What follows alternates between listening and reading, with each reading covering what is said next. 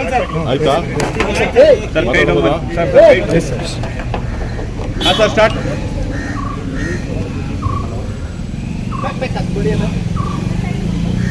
ಮಾಧ್ಯಮದ ಎಲ್ಲ ಸ್ನೇಹಿತರಿಗೆ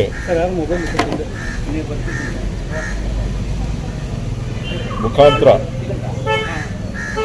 ನನ್ನ ಕ್ಷೇತ್ರದ ಮತದಾರರಿಗೆ ಧನ್ಯವಾದಗಳನ್ನು ಸಲ್ಲಿಸ್ತೇನೆ.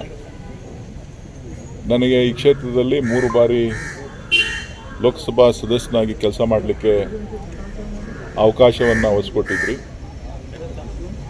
4ನೇ ಬಾರಿಗೆ ಅಗ್ನಿ ಪರೀಕ್ಷೆಯಲ್ಲಿ ನನಗೆ ವಿರಾಮವನ್ನು ಕೊಟ್ಟಿದ್ದೀರಿ. ನನಗೆ ಮತ ಹಾಕಿದಂಥ, ನನಗೆ ಪಕ್ಷಕ್ಕೆ ಕೆಲಸ ಮಾಡಿದಂಥ ಎಲ್ಲ ಕಾರ್ಯಕರ್ತರಿಗೆ, ಮುಖಂಡರಿಗೆ ಮೊದಲನೇದಾಗಿ ನಾನು ನಾಯಕರುಗಳಿಗೆ ಧನ್ಯವಾದಗಳನ್ನು ಹೇಳಲಿಕ್ಕೆ ನಾನು ಬಯಸ್ತೇನೆ. ಏನು ಇವತ್ತು ಈ ಚುನಾವಣೆಯಲ್ಲಿ ಮತದಾರರ ಪ್ರಭುಗಳು ಇವತ್ತು ತೀರ್ಮಾನವನ್ನು ಕೊಟ್ಟಿದ್ದಾರೆ. ಆ ತೀರ್ಮಾನಕ್ಕೆ ನಾನು ಸ್ವಾಗತವನ್ನು ಮಾಡ್ತಾ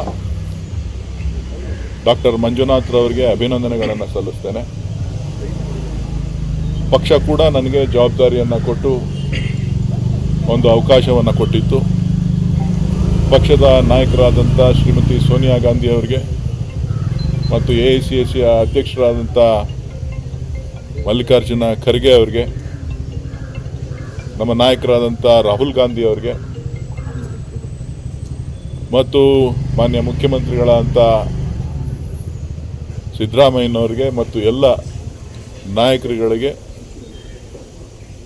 ವಿಶೇಷವಾಗಿ ನಾನು ಧನ್ಯವಾದಗಳನ್ನು ತಿಳಿಸ್ತಾ, ಇವತ್ತು ಏನು ಮತದಾರ ತೀರ್ಪು ಕೊಟ್ಟಿದ್ದಾರೆ, ಆ ತೀರ್ಪಿಗೆ ನಾನು ತಲೆಬಾಗಿದ್ದೇನೆ. ಇವತ್ತು ಕನ್ನಡಿಗರ ಧ್ವನಿಯಾಗಿ ಕೆಲಸ ಮಾಡುವಂಥ ನಿಟ್ಟಿನಲ್ಲಿ ಕ್ಷೇತ್ರದ ಅಭಿವೃದ್ಧಿಗೆ ಏನು ಕೆಲಸ ಮಾಡಿದ್ದೇನೆ, ಸೊ ಅದರ ಗಮನದಲ್ಲಿಟ್ಕೊಂಡು ಜನ ಹೊಸ ನಾಯಕತ್ವಕ್ಕೆ ಅವಕಾಶ ಕೊಟ್ಟಿದ್ದಾರೆ. ಅವರು ಚೆನ್ನಾಗಿ ಕೆಲಸ ಮಾಡಲಿ, ರಾಜ್ಯಕ್ಕೆ ಒಳ್ಳೆಯದಾಗಲಿ, ಕ್ಷೇತ್ರಕ್ಕೆ ಒಳ್ಳೆಯದಾಗಲಿ. ನಾನು ನನ್ನ ಕ್ಷೇತ್ರದ ಕಾರ್ಯಕರ್ತರನ್ನ ಜನರ ಜೊತೆ ಒಬ್ಬ ಸಾಮಾನ್ಯ ಪ್ರಜೆಯಾಗಿ, ಪಕ್ಷದ ಒಬ್ಬ ಕಾರ್ಯಕರ್ತನಾಗಿ ಅವ್ರ ಜೊತೆ ಇರ್ತೇನೆ. ಎಲ್ಲ ಕಾರ್ಯಕರ್ತರಿಗೆ ನಾನು ಒಂದು ಸಂದೇಶವನ್ನು ಕೊಡಲಿಕ್ಕೆ ಬಯಸ್ತೇನೆ. ನಾನು ನಿಮ್ಮಲ್ಲಿ ಬೆಳೆದವನು, ನಿಮ್ಮಲ್ಲಿ ಇದ್ದವನು, ನಿಮ್ಮ ಜೊತೆ ಓಡಾಡಿದವನು.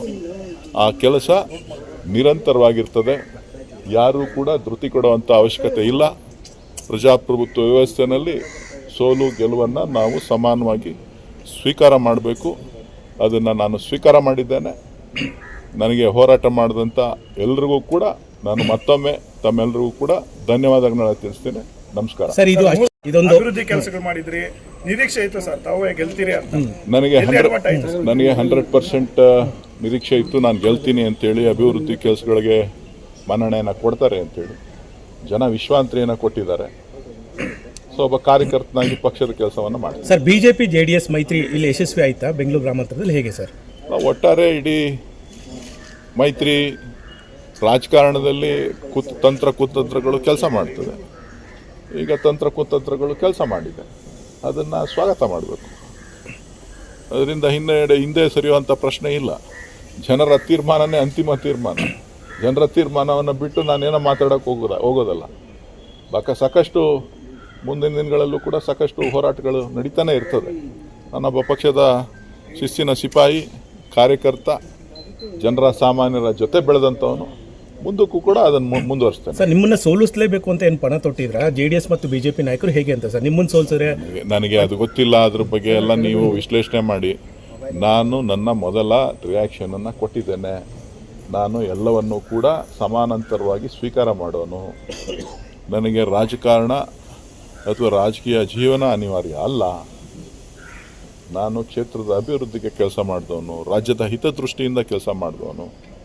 ಸೊ ಹಾಗಾಗಿ ಇವತ್ತು ಜನರ ತೀರ್ಪನ್ನು ಸ್ವಾಗತ ಮಾಡಿದೆ. ಸರ್, ಈ ಬಾರಿ ಧನ್ಯವಾದಗಳು ಸರ್. ಇಂಡಿಯಾ ಒಕ್ಕೂಟ ತುಂಬಾ ಒಳ್ಳೆ ನಂಬರ್ಸ್ಗೆ ರೀಚ್ ಆಗಿದೆ ಸರ್. ಮೋದಿ ಅಲೆ ಇಲ್ಲ ಅನ್ನೋದು ಮತ್ತೊಮ್ಮೆ ಸಾಬೀತಾಗಿದೆ ಸರ್. ಉತ್ತರ ಭಾರತದಲ್ಲಿ ಒಳ್ಳೆ ಉತ್ತಮ ಫಲಿತಾಂಶವನ್ನು ಇವತ್ತು ಕಾಂಗ್ರೆಸ್ ಮತ್ತು ಇಂಡಿಯಾ ಒಕ್ಕೂಟ ಗಳಿಸ್ತಾ ಇದೆ. ಇವತ್ತೇನು ಮೋದಿ ಸರ್ಕಾರದ ಸಾಧನೆಗಳನ್ನು ಹೇಳ್ತಾ ಇದ್ರು, ಆ ಮೋದಿ ಸರ್ಕಾರದ ಸಾಧನೆಗೆ ಜನ ಬೆಂಬಲವನ್ನು ಕೊಟ್ಟಿಲ್ಲ. ಯಾಕಂತಂದರೆ ಅವರು ಭಾರತೀಯ ಜನತಾ ಪಕ್ಷದವ್ರು ಹೇಳ್ತಾ ಇದ್ರು, ನಾವು 300ಕ್ಕೂ ಹೆಚ್ಚು ಸ್ಥಾನಗಳನ್ನು, 350 ಸ್ಥಾನಗಳನ್ನು ಗೆಲ್ತೇವೆ, 400 ಸ್ಥಾನಗಳನ್ನು ಒಕ್ಕೂಟ ಗೆಲ್ತದೆ ಅಂಥೇಳಿ ಹೇಳ್ತಾ ಇದ್ರು. ಸೊ ಆದರೆ ಅದು ಇವತ್ತು ಬಹುಶಃ ಮಾಧ್ಯಮಗಳ ಸರ್ವೆ ಕೂಡ ಸುಳ್ಳಾಗಿದೆ. ಮಾಧ್ಯಮಗಳು ಕೆಲವರನ್ನು ಸೋಲಿಸ್ತಾ ಇರ್ತಾರೆ, ಕೆಲವರನ್ನು ಗೆಲ್ಲಿಸ್ತಾ ಇರ್ತಾರೆ. ಮಾಧ್ಯಮಗಳು ಯಾವ್ಯಾವ ಸಂದರ್ಭದಲ್ಲಿ ಏನೇನು ಮಾಡಬೇಕೋ ಮಾಡ್ತಾ ಇರ್ತದೆ, ಅದನ್ನು ಸ್ವಾಗತ ಮಾಡ್ತೇನೆ. How do you feel? This is the public life. You have to face all these things. You have to accept the defeat, what people have, my constituency people has given. Accepting that defeat, I will congratulate Mr. Dr. Manjunath, who is taking forward to my constituency, this constituency, Bangalore rural constituency, in a good way. Whatever people have hope on him, definitely he will do it in a positive manner. But in the same time, I thank all my workers and my leaders, those who are supported, stood for me from past 11 years. And these elections also, they fight very hard. So this is as a common worker, I am ready to do work with them and always with the people. So now India Alliance is come forward. India Alliance is getting more seats in northern India. We hope we will form the government. So what do you think went wrong in Bangalore rural? No, this is the people's decision. You have to accept it. That's all. I don't know what wrong I have done. For the sake of Karnataka, for the sake of my constituency, for the sake of Kannadigas, I will raise my voice. But people have not accepted it. So definitely I have to go by that. Kumaraswamy talking to India Today said that Amit Shah has requested to field Manjunath and the strategy has worked in their favor. That is their strategy. I don't say anything. Whatever the strategy they have done, their responsibility to do that. Sir, as an opposition party, they have done it. So people have accepted their alliance and candidate. They have accepted that candidate and they have voted them. Then I don't want to comment any. So this was very keenly contested elections. Did you expect so much of vote margins? No, I don't. I am not expected that much this thing. But in the meantime, people have voted. No, you have to accept it. That's all. So your So the statement BJP and of North and South India No, my was one of the main strategy I of do- BJP in the campaign. So do you think it has? I don't know what is